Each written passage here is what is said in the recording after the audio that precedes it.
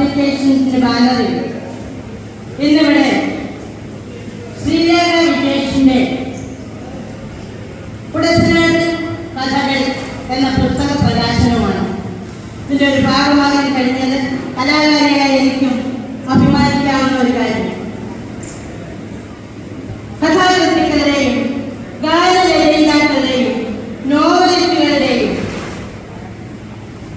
മൂല്യമേറിയ സുഹൃത്തായ അക്ഷരങ്ങൾ അവരുടെ തൂലികത്തുമ്പിലൂടെ അക്ഷരങ്ങളെ വാക്കുകളാക്കി, വാക്കുകളെ വാചകമാക്കി, ഖണ്ഡികയാക്കി, കഥയാക്കി പുസ്തകം പ്രിന്റ് ചെയ്ത് നമ്മളിലേക്ക് എത്തിക്കുന്നു.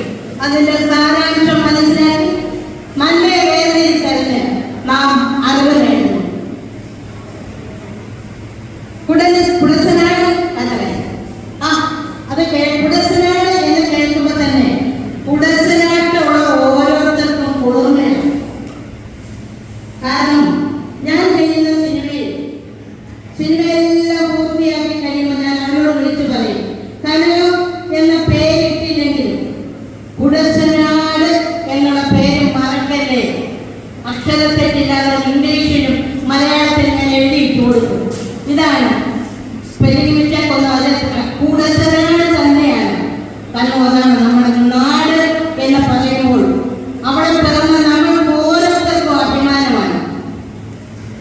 ഔദ്യോഗിക പദവി ഉന്നത സ്ഥാനത്തിരുന്നുകൊണ്ട് നമ്മുടെ ശ്രീലേഖയ്ക്ക്, ഞങ്ങളുടെ സ്വന്തം ശ്രീധരപുരത്താറിന്റെ മകൾക്ക് ഇതിനുള്ള സമയം കണ്ടെത്താൻ കഴിഞ്ഞതാണ്.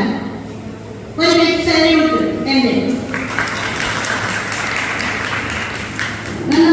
ഭാരമേറിയ ഒരു സ്ഥലത്തിരുന്നുകൊണ്ട് ഇതിന് സമയം കണ്ടെത്തുന്ന കലാകാരിയുടെ മനസ്സ്, അതാണ്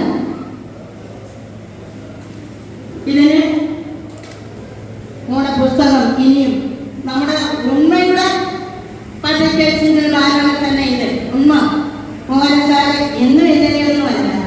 ഞങ്ങൾ എത്രയോ വർഷം കൊണ്ട് സ്റ്റേജിൽ വെച്ചു.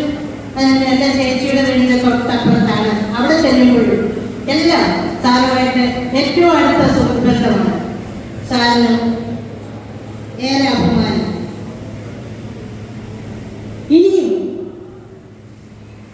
കുടശനാട്ടിൽ നിന്നും എല്ലാ മേഖലകളിലും അറിയപ്പെടാൻ കഴിയുന്ന കലാകാരും എല്ലാ മേഖലകളിലും ഉന്നത സ്ഥാനത്തെത്താൻ കഴിവുള്ള എല്ലാവരെയും നാം പ്രതീക്ഷിക്കണം. എല്ലാവർക്കും അതിനുള്ള കരുത്തുണ്ടാകട്ടെ, കുടശനാടിന് അഭിമാനം ഉണ്ടാകട്ടെ എന്ന് പ്രാർത്ഥിച്ചുകൊണ്ട് സ്നേഹാദരങ്ങളോടെ